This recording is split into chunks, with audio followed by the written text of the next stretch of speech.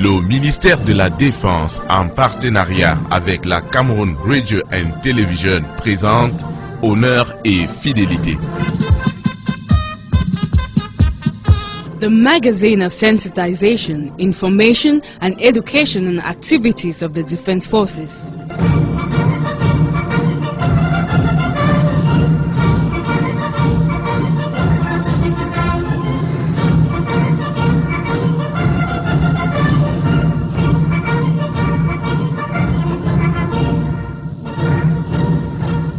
Honor and Fidelity of 9th November 2019. Good afternoon, dear people of goodwill, fellow brave men of honor. Good afternoon and thanks for being in our company through the weekly bilingual magazine of the Cameroon Defense Forces, Honor and Fidelity.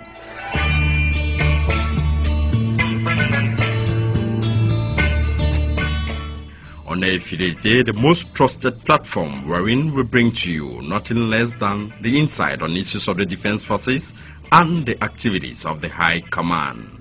The ultra-modern market in Saint-Melma, constructed by the Military Engineering Corps, has seen the light of day following an inaugural ceremony yesterday. As part of what makes news still, we'll be taking you to the West region to bring you updates on the ongoing rescue and safety missions in Gouaché, West region of Cameroon, where the Defense Forces, through the Firefighters Corps and the Military Engineering Corps, are on ground to assist the trapped population through civil military actions. Still to come, our reporters will be presenting the military tailoring workshop here in Yaoundé on what constitute the services they offer not only to military personnel but the civilian population as well. On this note, these and more will constitute our today's menu. You are welcome on board. Bon après-midi à vous, c'est Jean-Guylaine Gounou. Si la mort est naturelle, puisque nul n'y échappe selon l'ordre des choses, elle n'est pas conforme à notre nature, puisqu'elle manifeste un manque, un arrachement. Victor Hugo. Good afternoon, Senior Warrant Officer Tata Wolowa. Mesdames et messieurs, fidèles auditeurs, bienvenue à l'écoute d'Honneur et Fidélité, le rendez-vous hebdomadaire des professionnels du ministère de la Défense. Les forces de défense camerounaises au service de la nation. Les sapeurs-pompiers sont à pied d'œuvre depuis la nuit du 28 au 29 octobre dernier en Gouaché, à Bafoussam pour secourir les populations sinistrées. Toujours dans la même localité, le génie militaire réhabilite, reconstruit et recase les familles victimes du drame. Encore le génie militaire, cette fois-ci à San Mélima, avec la construction d'un marché modèle. L'inauguration a eu lieu ce vendredi. Le militaire de l'armée camerounaise se reconnaît par son uniforme. Selon les formations, il en existe une gamme variée. D'où viennent-ils? Comment sont-ils confectionnés? Quelle est la réglementation en vigueur les concernant? Décryptage dans cette édition.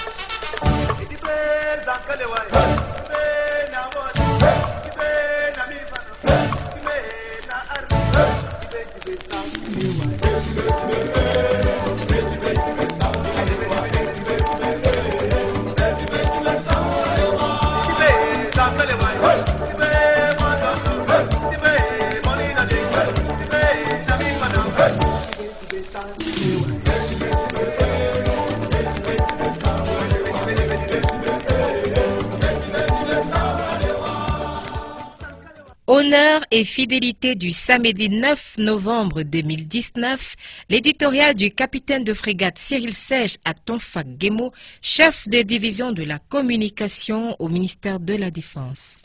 Le mal que nous faisons ne nous attire pas tant de persécution et de haine que nos bonnes qualités. Cette assertion de François VI, duc de la Rochefoucauld, édictée 4 siècles plus tôt, garde toute sa pertinence, surtout en ce qui concerne le Cameroun. Voici un pays qui, depuis plus d'une dizaine d'années, livre une lutte sans merci à divers types de menaces sur pratiquement les 360 degrés de son espace terrestre, maritime et aérien. Déjà à l'aube des années 2000, était apparu le phénomène des coupeurs de route, suivi quelques années après de l'irruption de la piraterie maritime. Ces deux sources d'insécurité sont au jour d'aujourd'hui réduites à leur plus simple expression. Au mois de mai 2014, exaspéré par les incursions prédatrices du Boko Haram sur son territoire, le Cameroun déclare solennellement la guerre à la secte terroriste. Au détour de batailles épiques et à force de détermination, la menace est rendue résiduelle en terre camerounaise. 3 années plus tard, voici qu'apparaissent les violentes et mortifères manifestations de l'imposture séparatiste dans ces régions du nord-ouest et du sud-ouest. La situation à ce jour est sous contrôle et selon toute vraisemblance, ces succès ne sont pas du goût de tout le monde. Surtout qu'en même temps qu'elles livrent bataille, les forces de défense et de sécurité camerounaises subviennent du mieux qu'elles le peuvent aux besoins des populations affectées par l'insécurité suscitée par ces menaces. De Bakassi à Makari, de Batibo à Garigombo, les actions civilo-militaires se déclinent ainsi par centaines chaque année. Des distributions de denrées alimentaires sont organisées, des campagnes de vaccination gratuites sont menées jusqu'à dans les localités les plus reculées et même les militaires assurent l'effectivité du système éducatif dans les écoles situées en zone d'insécurité. Combien d'armées en Afrique peuvent se targuer d'en faire autant? Y a-t-il meilleure expression d'humanité que de faire œuvre charitable? Y a-t-il meilleure démonstration de respect des droits de l'homme que de donner sa vie pour ses compatriotes? Nourrir et soigner les populations, éduquer la jeunesse, construire des infrastructures publiques n'est-il pas une manière de préserver et promouvoir les droits de l'homme? Les militaires, les gendarmes, les policiers camerounais s'y attellent au quotidien avec une efficacité qui force l'admiration, l'estime, l'amour et le soutien de nos populations. C'est peut-être cela qui est reproché à notre pays. Les attaques venues de l'extérieur seraient d'un moindre mal s'il ne se trouvait, et là, 3 fois et là, des Camerounais disposés à donner suite à ces allégations, quitte à emboucher les trompettes de la délation, du dénigrement et de l'imprécation à l'encontre de leur propre pays. Quid de l'union sacrée? Quid de l'esprit de famille? Quel déshonneur! Empruntons encore une fois au duc de la Rochefoucauld qui disait, je cite, « Les vertus se perdent dans l'intérêt comme les fleuves dans la mer. » Fin de citation. La question qui se pose donc avec une lancinante acuité est de savoir sur l'autel de quel intérêt des Camerounais sont-ils prêts à sacrifier leur pays, leur patrie. Tous ceux de nos compatriotes qui auront vendu leur âme au diable devraient cependant garder constant à l'esprit que le refus d'exprimer son patriotisme est une violation des droits de l'homme. Et puis, tant qu'à faire, au gré des difficultés rencontrées et des obstacles surmontés, le Cameroun se renforce davantage. Le peuple camerounais, plus solidaire que jamais, croit en l'unité de sa destinée. Ne dit-on pas qu'à cœur vaillant, rien d'impossible?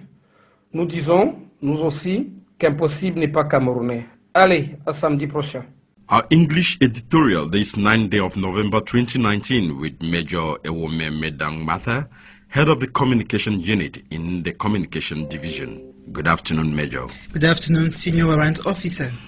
The harm we do does not attract us so much persecution and hate as our good qualities. This assertion of François de Side, Duke of Rochefoucauld, enacted 4 centuries earlier, retained all its relevance, especially with regards to Cameroon. Here is a country that for more than 10 years has fought merciless fights against various types of threats on almost 360 degrees of its land, sea and airspace. Already at the dawn of the 2000s appeared the phenomenon of coupé de route, followed a few years later by the outbreak of maritime piracy. These 2 sources of insecurity are today reduced to their simplest expression. In May 2014, exasperated by the predatory incursions of Boko Haram on its territory, Cameroon solemnly declares war on the terrorist sect. At the bend of epic battles and by force of determination, the threat is made residual in Cameroonian soil. 3 years later, the violent and deadly manifestations of the separatist imposture appeared in its northwest and southwest regions. The situation so far is under control, and in all likelihood, these successes are not to everyone's liking, especially as the Cameroonian Defense and Security Forces are providing so much as they can do to the needs of the people affected by the insecurity caused by these threats. From Bakassi to Makari, from Batibo to Garigombo, hundreds of civil military actions take place every year. Food distributions are organized, free vaccination campaigns are carried out even in the most remote localities, and even the military ensure the effectiveness of the education system in schools located in areas of insecurity. How many armies in Africa can boast of doing the same? Is there a better expression of humanity than to do charitable work? Is there a better demonstration of respect for human rights than giving one's life for one's compatriots? Is feeding and caring for people, educating youth, building public infrastructure not a way of preserving and promoting human rights? The soldiers, the gendarmes, the Cameroonian policemen get up to it every day with an efficiency that forces the admiration, the esteem, the love and the support of our populations. That may be the fault of our country then. The attacks coming from outside would be of a lesser evil if, unfortunately, 3 times unfortunately, Cameroonians were not willing to follow up on these allegations, even to blow the trumpets of the denunciations, the denigration, and imprecation against their own country. What about sacred unions? What about family spirit? What a disgrace! Let us once again borrow from the Duke of La Rochefoucauld, who said, and I quote, that the virtues are lost in the interest like the rivers in the sea. End of quote. The question that arises with a nagging acuteness is to know, on the altar of what interest Cameroonians are willing to sacrifice their own country, their homeland. All those of our compatriots who have sold their souls to the devil should, however, keep in mind that their refusal to express one's patriotism is a violation of human rights. And then, as long as we do, at the mercy of the difficulties encountered and the obstacles overcome, Cameroon is getting stronger. The Cameroonian people, more supportive than ever, believe in the unity of their destiny. Is it not said that with valiant heart, nothing is impossible? We say that impossible is not Cameroonian. Come on, let's take another rendezvous for Saturday. News of the week. L'actualité de la semaine.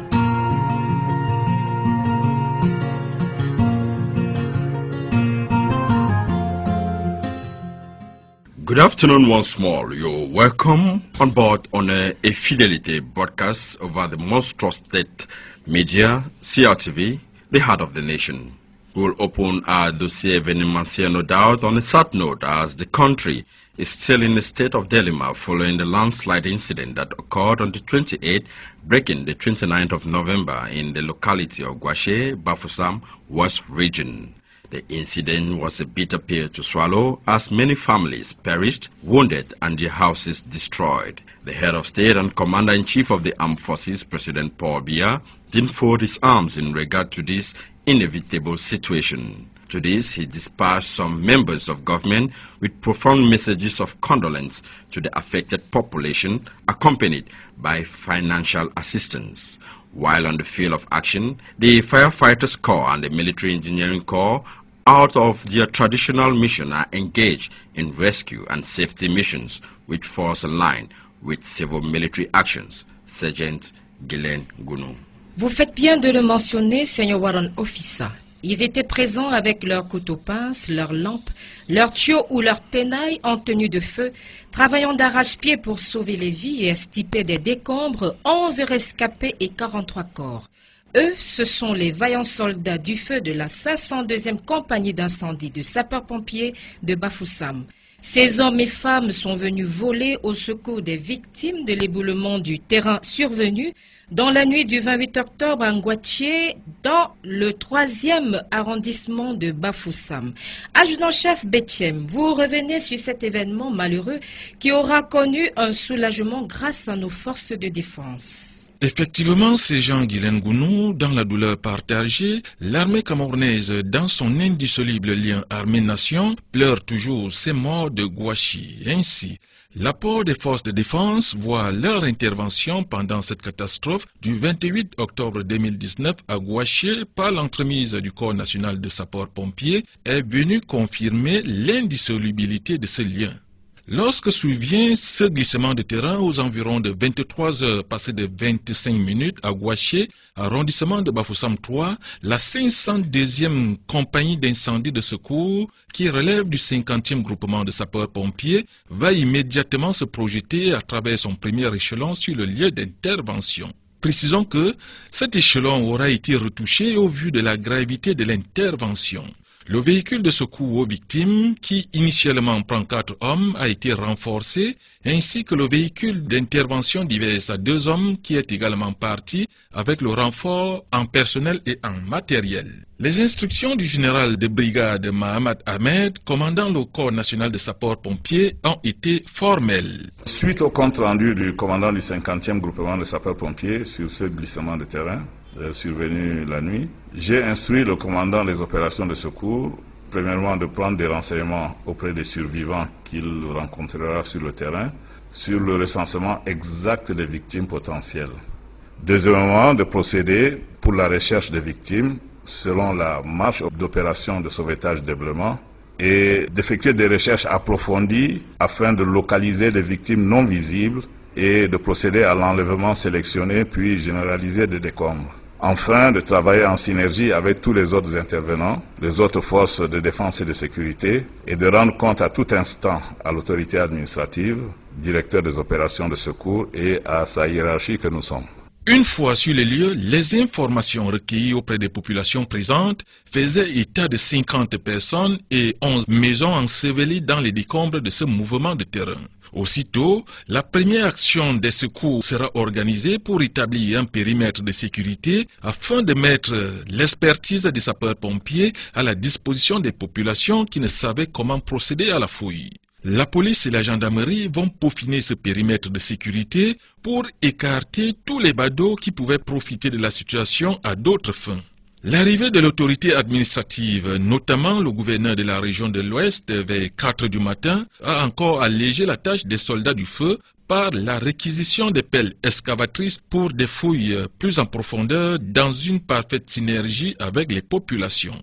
Les victimes sorties des décombres étaient acheminées soit à l'hôpital régional de Bafoussam pour les rescapés ou à la morgue pour les décédés sous le contrôle de l'autorité administrative et de la gendarmerie. L'arrivée du génie militaire sur les lieux est venue lever les équivoques sur la présence d'éventuelles dépouilles ensevelies sous les décombres.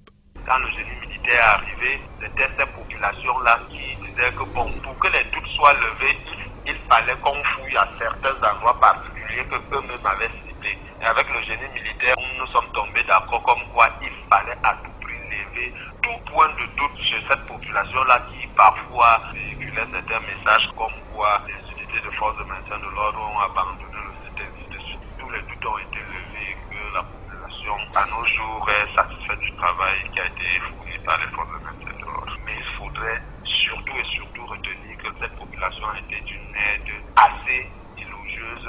Après 7 jours de travail ininterrompu des éléments de la 510e compagnie d'incendie de secours de Bafoussam, l'heure est à la sensibilisation. Ce que nous pouvons donner comme conseil, étant donné que le risque zéro n'existe pas, c'est de demander à ceux qui occupent encore des maisons dans les alentours, parce qu'un communiqué de l'autorité administrative a été fait, que toute cette zone soit dégagée jusqu'au large. Donc, il va falloir que la population comprenne que c'est pour leur bien qu'on leur demande de partir, que bien évidemment, il va falloir libérer dans l'urgence, parce que durant les 7 jours que nous avons fait sur le terrain, à chaque fois qu'il pleuvait, on a enregistré de nouveaux glissements. Ce qui voudrait dire que nous ne sommes pas à l'abri d'un autre sinistre, si jamais les populations ne libèrent pas. Le bilan définitif de cette intervention se chiffre à 11 blessés et 43 morts. Une fois de plus, l'armée camerounaise vient de démontrer, s'il en était encore besoin, qu'elle est le creuset de l'unité nationale et reste toujours plus près de sa population. We remain in the West region, precisely in Gouaché. The Cameroon Defense Forces joined the other rescue teams on November 1, 2019 at Gouaché to make sure that no victim of the landslide remains buried in the mud. The Military Engineering Corps, following high instructions from the head of state and commander-in-chief of the armed forces, received the daunting task to make sure that the local population alongside the victims felt accompanied and protected, as they had a dual mission of search and reconstruction of the new settlement site for the victims. In this vein, a 7.8 hectares of land was provided to cater for the distress. The rest of the details with Staff Sergeant Enombiasek. From the construction of roads, markets, lodging facilities, combat posts, to safety and rescue missions like Mbangapongo, a Zeka train incident, now Gucci, the Military Engineering Corps tirelessly is giving their maximum to the satisfaction of the population. The prowess of the Military Engineering Corps is enormous, as they are in almost all the good and bad sides with one motive: continue to put smiles on the faces of the population by strengthening the bonds between the army and the nation. The Military Engineering Corps continue to keep the flag of the military flying through their mano military service rendered to the population of Gouaché with honor and loyalty through their efficient search and rescue services alongside the National Firefighters Corps and the rehabilitation of the 7.8 hectares of land, as we hear from the director of the Military Engineering Corps, Colonel Kangem Jackson, who personally supervised the project. We have completed our mission by constructing 9.2 kilometers of road and realizing 12 main blocks. And the population are very, very satisfied with our work. They are encouraging us when we are working, also the local committee, because they realize that the military engineer or the military in general, they are there for them. Now that our mission is completed, the Minister of Public Work will take over to continue. It is worth noting that for these soldiers to accomplish their missions with bravoure, they have to embrace sufferings of diverse nature and to some extent even death. But they are always ready thanks to their professionalism and abnegation, which ensures unity by common values and the will to do the right thing even under the most difficult circumstances. C'est nous les Africains qui revenons venant des colonies pour sauver la patrie. Nous avons tout quitté par embourbifouaille et nous gardons au cœur une invincible ardeur, car nous voulons porter haut et fier le beau drapeau de notre France entière. Et si quelqu'un venait à y toucher, nous serions là pour mourir à ses pieds. Battez tambour à nos amours, battez tambour pour le pays, pour la patrie, mourir au loin, c'est nous les Africains. La ville de San-Mélima, chef-lieu du département du Diaïlobo dans la région du Sud, se part d'un nouveau bijou. Le marché moderne de San-Mélima, construit par le génie militaire, a été inauguré hier, vendredi, par le ministre de la Décentralisation et du Développement local. The ultra-modern market, an architectural jewel constructed by the Military Engineering Corps for the benefit of the population of San-Mélima and its environ, was officially handed over yesterday by the Minister of Decentralization and Local Development, Josh Elanga Obama, to the San-Mélima Council in the presence of government officials, traditional and religious authorities, not leaving out the local population who came out to grace the ceremony.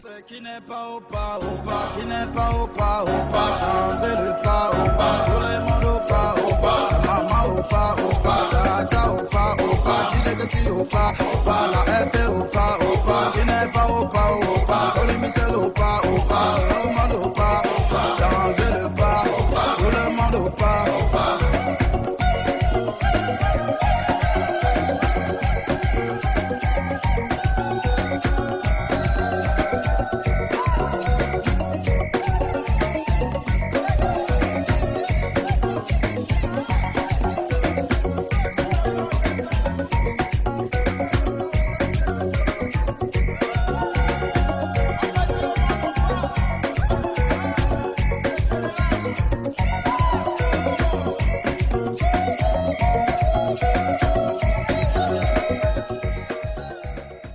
Lutte contre la corruption au sein de la gendarmerie nationale. Le chef d'escadron Nana 2, chef du poste de commandement opérationnel PCOPS, a fait une descente sur l'axe Yaoundé-Obala où le syndicat des camionneurs de sable se plaint des tracasseries des éléments du peloton routier motorisé de Yaoundé. Les temps forts de cette descente dans ce reportage du maréchal des logis Achille Junior Ndjok-Sieleye. C'est sur instruction de Monsieur le secrétaire d'État auprès du ministre de la Défense chargé de la gendarmerie nationale que le poste de commandement opérationnel PCOPS, sous la bannière du 1501, est allé enquêter sur les revendications de ces transporteurs au poste de contrôle de gendarmerie des Bancs à quelques encablures de la ville de Yaoundé le 5 novembre 2019. Cette descente a eu pour principal objectif la sensibilisation de ces camionneurs, le chef d'escadron Nana 2.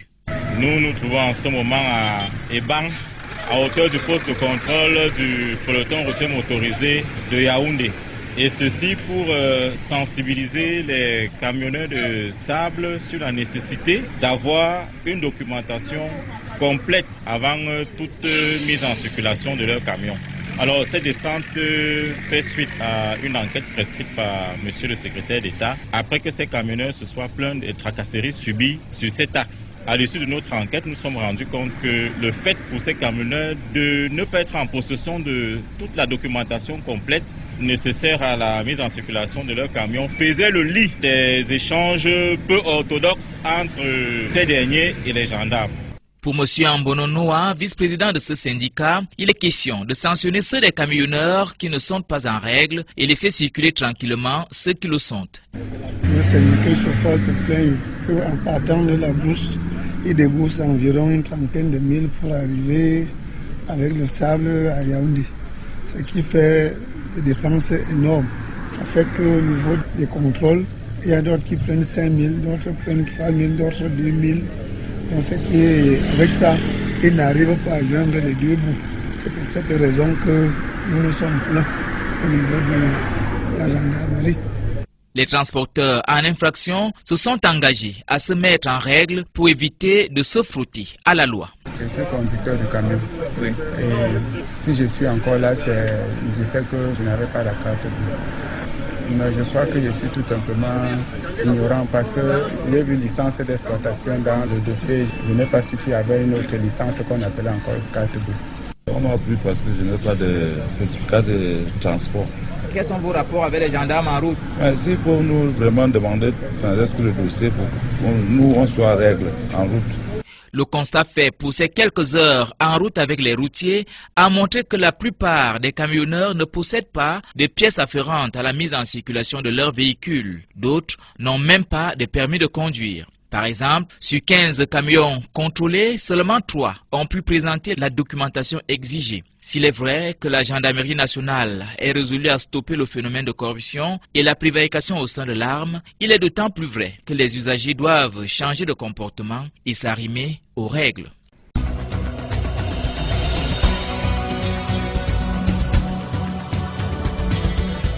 Le dossier de la rédaction. News Dossier.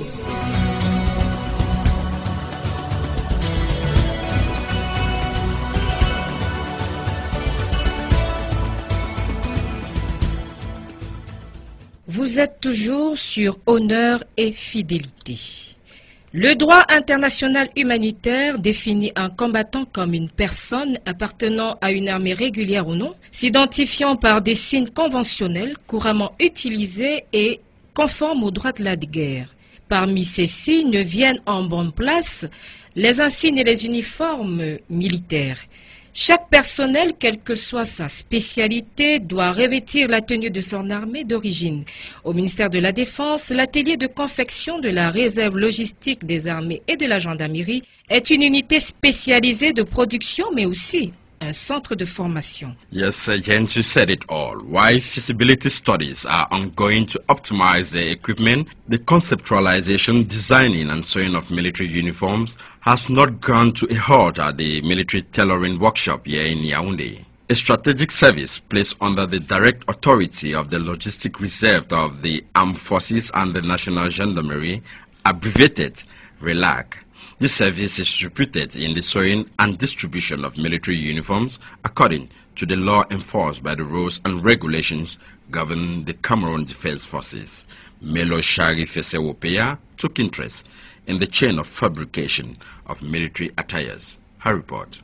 Over the years, if a soldier has been distinguished among many, it's not how well they are able to present themselves or the positioning of their guns, but how neat and beautiful they look in their uniforms. The uniformity in color, sizes and shapes of the uniforms is thanks to the continuous effort the military tailoring workshop carries on a daily basis. The structure, which has been adapted for the confectioning of military uniforms, has an elaborate plan which it follows. What therefore characterizes the day's activity of a tailor at this workshop is their aptitude in responding to the needs as far as military outfits are concerned. To have a uniform, the soldier commands his stays at the reception wherein his measurements are taken by a tailor. After the materials are cut up by the tailor, he proceeds in the sewing of the uniforms.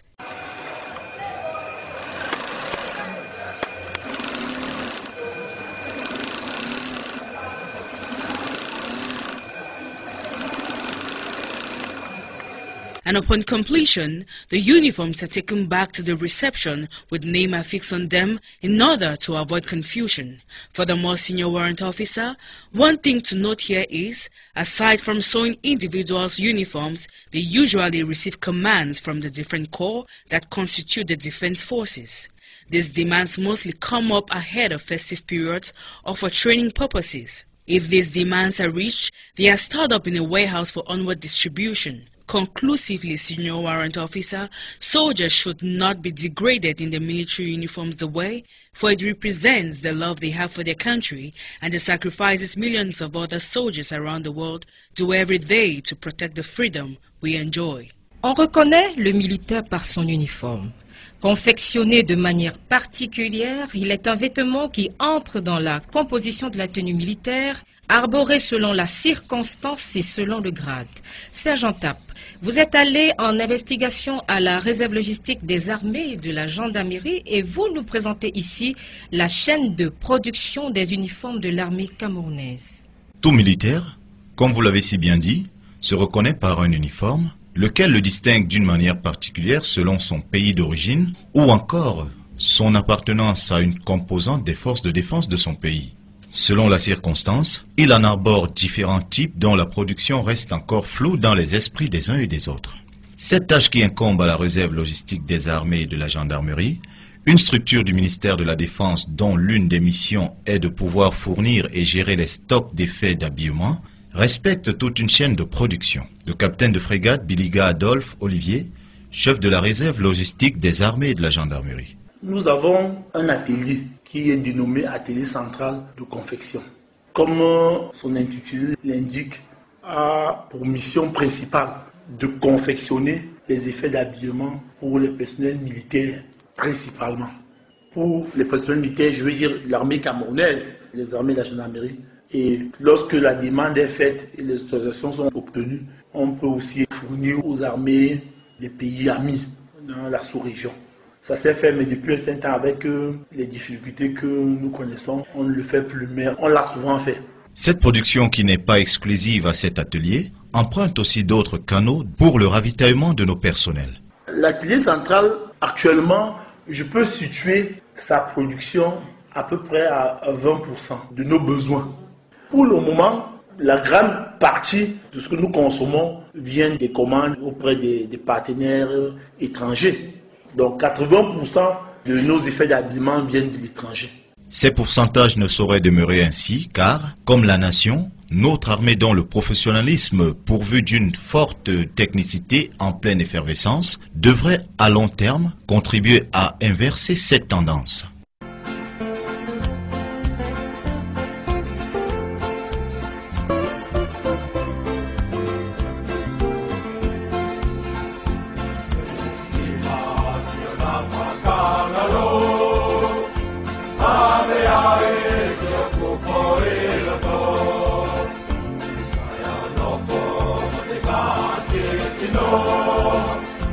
Akamanato maya umamio L'atelier central de confection du ministère de la Défense met en valeur les différents savoir-faire dans la réalisation des accessoires d'habillement.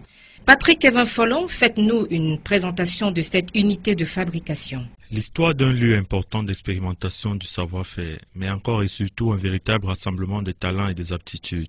L'atelier central de confection, puisqu'il s'agit de lui, est un maillon essentiel dans la conception et la réalisation des accessoires, composante majeure de l'uniforme réglementaire des forces de défense.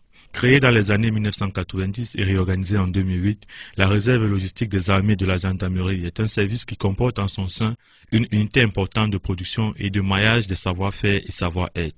Constitué d'un service d'accueil et de renseignement, chargé d'assurer l'orientation, la prise des mesures des militaires, visiteurs désireux de se faire confectionner une tenue spécifique et mieux encore, de l'exposition des tenues déjà confectionnées, ce service est également la vitrine de l'atelier couture, avec son public externe. Non loin de là, se trouve la cabine d'essayage, qui est un ensemble constitué de plusieurs box soigneusement distincts pour garantir l'intimité des personnes qui y vont pour essayer les tenues à eux confectionnées. Dans le souci d'allier la pérennisation des acquis à la réalisation des tâches assignées à cette unité de production, une salle de classe est aménagée en son sein pour accueillir les stagiaires qui viennent soit des composants de l'armée camerounaise, soit des différentes écoles civiles pour y confronter la théorie à la pratique. L'atelier central de production, chapeauté par le lieutenant Tifak Ngimfak Nelly, permet également, grâce à son atelier de confection, constitué de plusieurs machines, en passant par celles permettant de réaliser les tâches de couture, de broderie, les boutonnières, ainsi que des espaces aménagés de repassage et une table de matelassage, de diligenter les différentes commandes passées par les composants des armées et de la gendarmerie, tout en les stockant soigneusement. Pour le cas de la matière première, elle est stockée dans le magasin entrepôt afin de faciliter le retrait pour la réalisation des travaux et les tenues déjà confectionnées quant à elles le sont dans l'entrepôt fini, de nature à favoriser un achalandage spécifique obéissant aux délais de commande et ou de livraison. Cet instrument important dans le cadre de la préservation du patrimoine de l'armée et de la gendarmerie par le textile, encore réduit à 20% de sa position optimale du fait de son matériel vétuste et de l'implication peu observée des personnels militaires, majoritairement constitués des personnels civils ayant des personnels militaires pour coordonnateurs. Cet atelier pourrait, si les moyens sont boostés, garantir une production bien au-delà de celle actuelle, par la mise à la disposition des productions locales, favorisant ainsi une valorisation du savoir-faire local. We stay in the military tailoring workshop where for decades now the Cameroon Defense Forces has been enlarging its course as far as professionalism is concerned. It is in this light that the Logistic Reserve of the Armed Forces and the National Gendarmerie, abbreviated AIRLAC, was created in 1990 and was only recognized 18 years later. This logistic reserve of the Armed Forces and the National Gendarmerie is situated at the Headquarters Brigade in the neighborhood of Ngwaikele, here in Yaoundé, is made up of several services, amongst which we have the Military Tailoring Workshop, which brings together a cross-section of military and civilian personnel. Staff Sergeant Atabong Chanze Civil. Commanded by Lieutenant Tifan Ngimfak Nelly, this service has as mission to sew military outfits, provide accessories for military uniforms, and assemble the national flag designed for diverse circumstances. Though this military institution has spread its tentacles over the 10 regions of the national territory, it has 5 distribution points, namely Yaoundé for the 1st Joint Military Region, Douala for the 2nd Joint Military Region, Garoua for the 3rd Joint Military Region, Marwa for the 4th Joint Military Region, and Bamenda for the 5th Joint Military Region. In the due course of our investigation, it was disclosed through an interview granted to Honneur et Fidélité that, in order to meet up with the demands and wants of the military corps, the Military Tailoring Workshop sends its personnel for training at the Center for the Training of Military Specialists, CESA. At the end of this training course, the trainees are issued a diploma confirming their qualification and aptitude for the task ahead. Added to this unit works hand in glove with other private institutions such as le Centre d'Habillement et d'Équipement du Cameroun, here in Yaoundé, to optimize productivity. Without much ado, the questioning and answering session granted by Navy Commander Adolphe Beliga, Commander of Logistic Reserve for the Armed Forces and the National Gendarmerie, did not only serve as a platform to present this military service, but equally serve as an opportunity to thank the High Command for their relentless effort towards optimizing this industrial sector. At this juncture, Senior Warrant Officer It is important to record that the Military Tailoring Workshop does not only design military uniforms, they also produce civilian wears. They gain contracts such as producing badges for the Red Cross and providing uniforms for schools. On ne le dira jamais assez.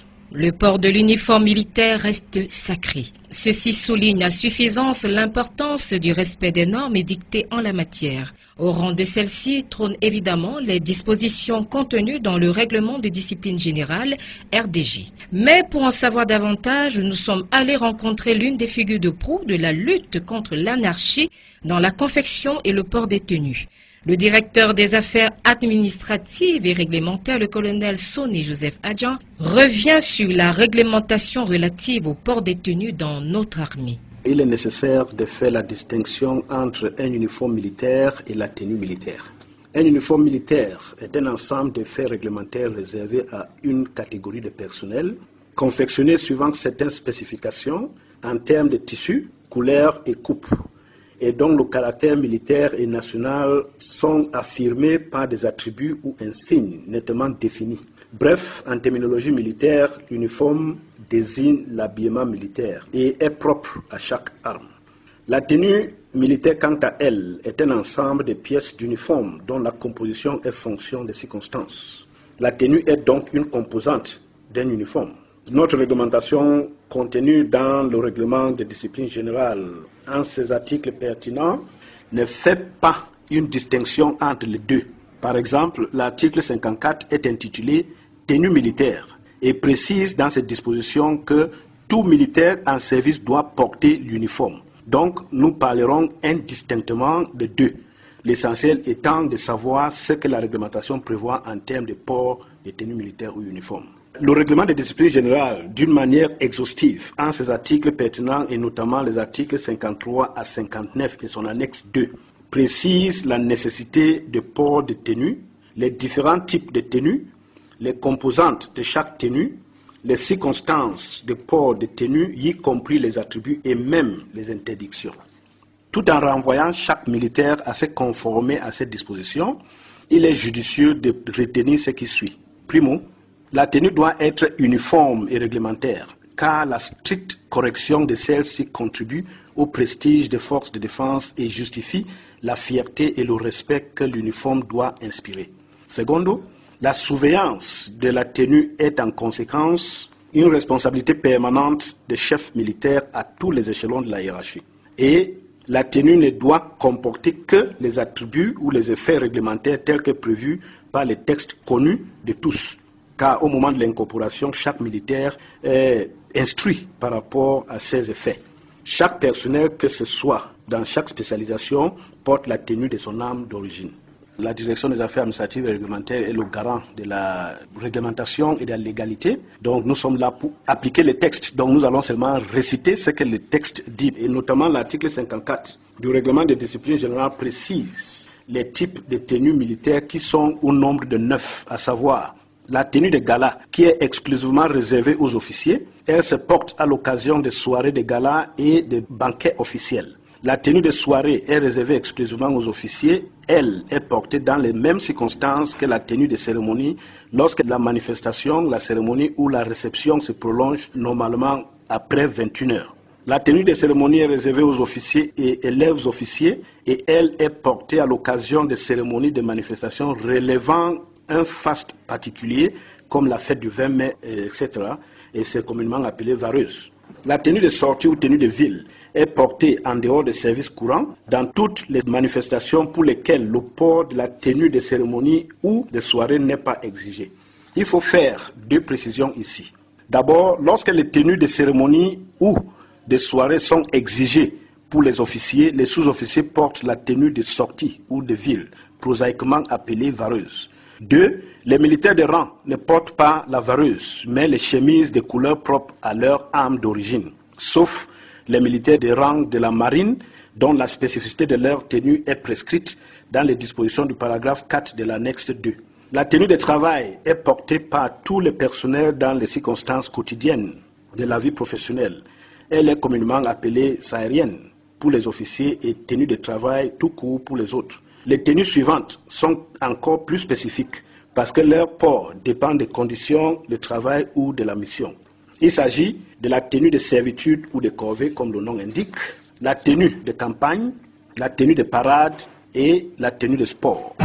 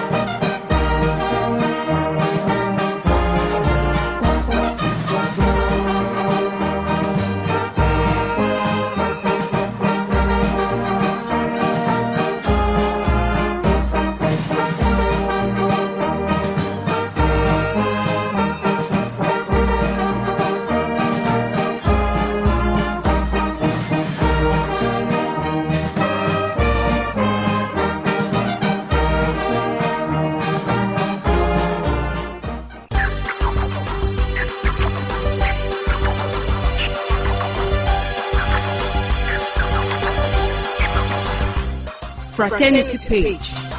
Fraternité d'art.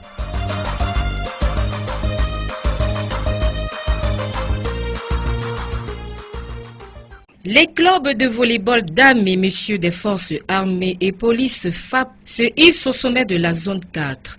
Les deux formations ont remporté le 26 octobre dernier à Brazzaville au Congo les championnats d'Afrique des clubs de volleyball de la dite zone en battant respectivement VC Canon de Ndili en dames et VC Mwangaza en messieurs. Retour sur cette compétition âprement disputée, adjudant Alexandre Pélimezing. Les FAP Volleyball Dames et Messieurs ont su classer leurs adversaires dans ce tournoi de la zone 4 jouée au Congo et lors des différentes rencontres, les plénipotentiaires du Cameroun n'ont pas fait de cadeaux à leurs adversaires venus des deux Congos et du Gabon. En finale, les FAP Dames très en jambes se sont facilement débarrassés de Canon Volleyball d'Ndjili de la République démocratique du Congo 3-7-0. Les pouliches de Robert Samou confirment ainsi leur suprématie dans la zone 4. Chez les hommes et malgré la résistance de Mwangaza Volleyball Club de la République démocratique du Congo, les FAP ont finalement remporté la partie par 3-7-0. Outre les titres de champions, les ambassadeurs du Cameroun s'en sont sortis avec des distinctions individuelles. C'est le cas chez les dames de Victoire Ngontame, meilleure serveuse, Chadeline Ouachi, meilleure passeuse et Théodorine Aboa, meilleure bloqueuse. Du côté des hommes, on aura Arnaud Ambaya comme meilleur passeur, Nelson Dam comme meilleur libéraux et Alfred Bambe comme meilleur bloqueur. Le capitaine Diomi Atalang Bernard, président des FAP Volleyball Messieurs, fait le point. Yeah, exactly. It's a way forward for us because, it wasn't easy. It was very highly competitive. And there we learned also a lot. And this is going to boost the morale and the tactical aspect of our guys for our next competition, which is coming up in either March or April. Bobilan Carlos, l'un des artificiers de cette formation, juge le niveau du tournoi. Je pense que c'est quelque chose qui est déjà mis en place parce que à l'avenir, il y aura un tournoi. Je veux dire, si les choses se passent comme le président, par exemple, de la Confédération, puisqu'il a été là, présent pour cette compétition, ils se sont dit qu'il serait mieux peut-être de créer une Champions League où on ne prendra que les 7 meilleures équipes africaines. Ça veut dire les 7 zones africaines. La zone 1 jusqu'à la zone 2, à la zone 7 vont se rencontrer uniquement les champions des zones. Et je pense qu'en ce moment-là, on ne retrouvera plus beaucoup d'équipes maghrébines, peut-être que 2 équipes maghrébines. Je pense qu'on est sur la bonne voie. Les championnats d'Afrique de volleyball de la zone 4 sont qualificatifs pour les coupes africaines interclubs. La lecture de quelques avis de décès enregistrés cette semaine. C'est avec vous, Melika Obama.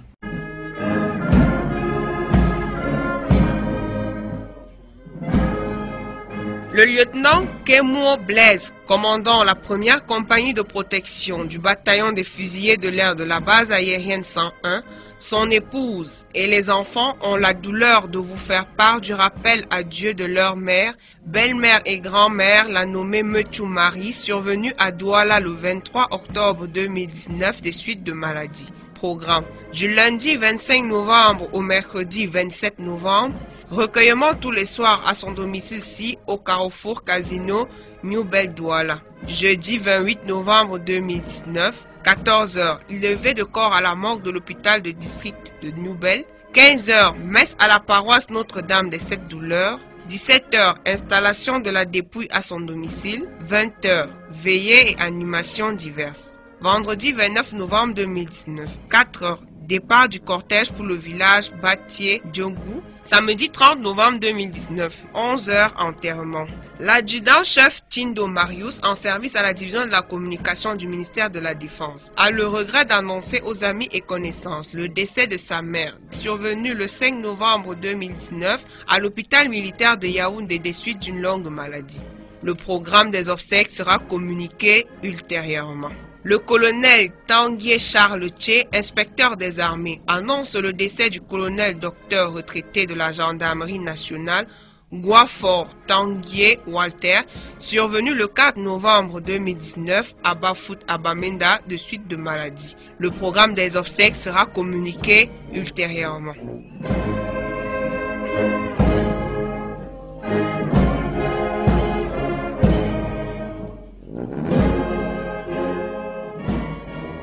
À votre suite, Melika Obama, le capitaine Ondwabiyo Justin, en service à l'état-major de l'armée de l'air, annonce le décès de Madame Beyene Marinette Solange, décès survenu le 6 novembre 2019 à Yaoundé des suites de maladie. Le programme des obsèques sera communiqué ultérieurement. À Ngouaché, les sapeurs-pompiers étaient à l'œuvre pour sauver les vies et le génie militaire pour reconstruire les sites de recasement des familles sinistrées. On reconnaît le militaire par son uniforme. L'atelier de confection du ministère de la Défense est l'unité spécialisée de production d'effets militaires, mais aussi un centre de formation en industrie d'habillement. Honneur et fidélité s'est invité chez vous cet après-midi comme tous les samedis entre 14h et 15h. Merci de nous avoir honorés de votre compagnie, en espérant vous retrouver encore plus nombreux samedi prochain à la même heure et à la même fréquence. D'ici là, portez-vous bien. Meilleur à vous, c'est Jean-Guilain Gounou. It is on this note that we part company. The crew and I, on behalf of the Defense Forces, we extend our sincere condolences to the populace of Gouaché, Bafoussam, West Region. We pledge with honor and loyalty through our components, that is, the Military Engineering Corps and the Firefighters Corps, that we will always be there through civil-military actions. We were technically assisted by our audio engineer, Warrant Officer Luke McMagia, Program Director, 2nd Lieutenant Eteme Ebale George, and we've been your humble servants, Sergeant Guilain Gounou, and me, Senior Warrant Officer Emmanuel Tatawoloa, signing off. See you next week, same time, same frequency, and same day. Until then, have a splendid weekend. Bye-bye.